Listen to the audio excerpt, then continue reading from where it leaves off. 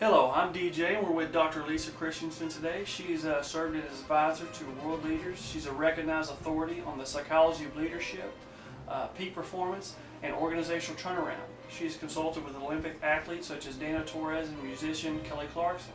So today we're going to ask her a few questions and try to get to the bottom of all these things we hear about life coaches and counselors and psychologists and things like that. So we'll just get right into the questions. So Dr. Lisa Christiansen, what is a life coach? A life coach, in my opinion, is somebody who has the passion, and it is their mission, to really dig inside the core of the person and extract all of the tools that they already possess that are necessary to move them to that next level to achieve their outcome. So what type of people typically come to you for coaching? There's not really a particular type. It's anyone who is just really looking to improve their life, to take their life to that next level, and everybody has a different why, a different outcome, a different goal, if you want to call it that. And it can be anyone, like you were saying, it can be anyone from an Olympic athlete to a housewife. There's not really a particular type of person that comes. It's just those people that are really looking to improve their lives and enrich the lives of others. What are some of the steps that you typically take to get a person from point A to point Z or B? Okay. The first thing that's necessary and paramount is to really have that compassion, to be able to not only listen to, but to hear what it is that person is saying, and to be able to reach inside of their heart and to find what it is, the outcome that they are attempting to achieve, the result, if you will.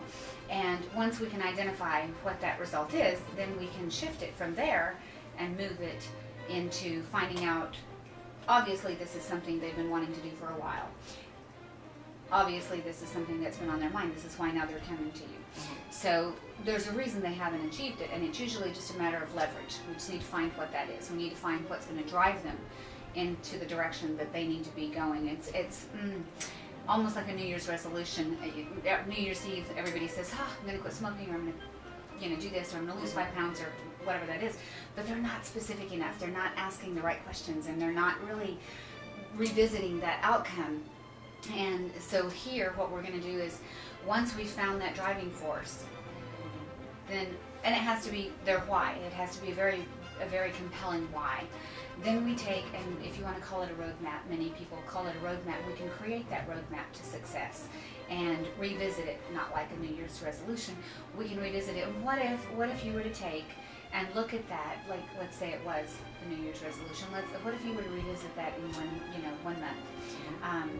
You'd be a lot closer to achieving it, because most people in a week, they haven't really thought about it much. In 2 weeks, probably not.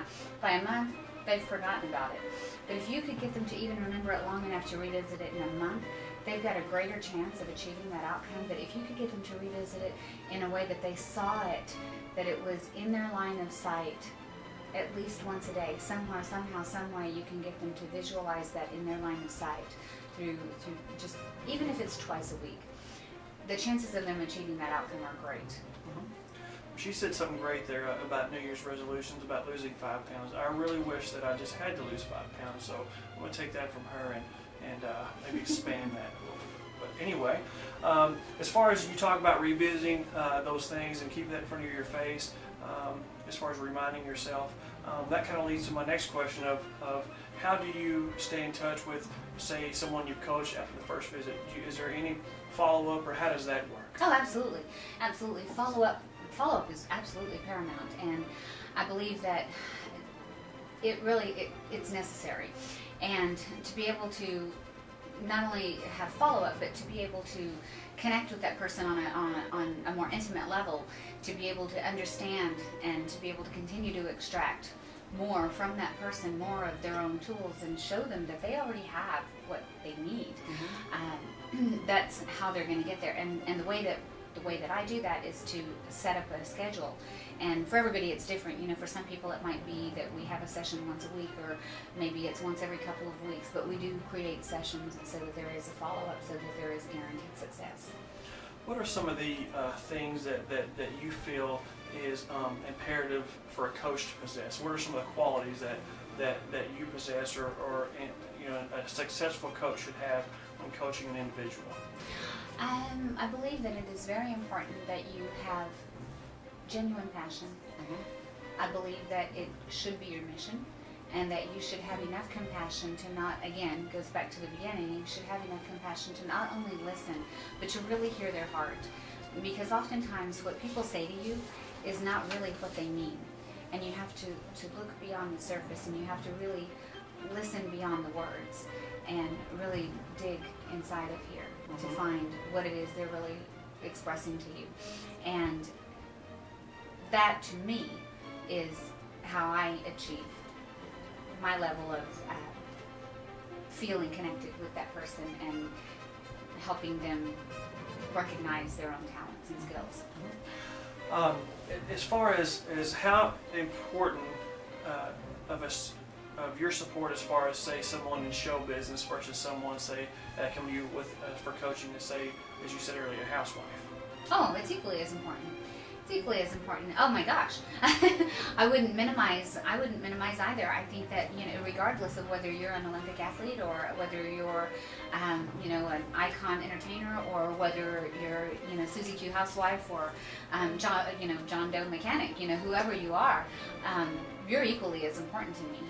You're equally as important to my team, and your outcomes, whether they be to reach the Olympics or whether it be to just be able to manage your household, they're equally as important. And I got to tell you, being a housewife and or even a single mom, that's huge. I mean, it takes a lot.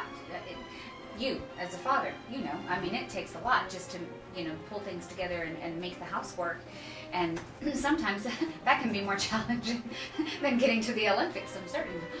We're getting to work.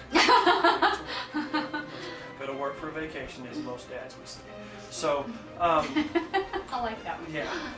So, do you organize meetings as far as in a group scale, or do you mainly do things as far as relationship coaching, as far as on a more personal level, or do you both? I do both, although I tend to have I tend to work more with groups, somewhere anywhere between, depending on what the event is. I tend to work with groups somewhere between 20 people and 100 people. I like to keep it reasonably limited. My reasoning for that is I like to have more one-on-one connections with the people that I am working with, so that I can truly identify with them. And I think that if I'm working with a larger mass than 100 people, it makes it a little more challenging for you to give each person that individualized attention that I think is necessary. So yeah, I do try to keep it within reason. We definitely cleared up a lot of misconceptions about what is coaching, what is life coaching, what it is and what it isn't. And I really enjoyed the time that we've been able to spend together and clearing up these things. And I look forward to the next time I get to visit with you. Thank you very much. I'm excited. Thank you for having me. You're welcome. Thank you.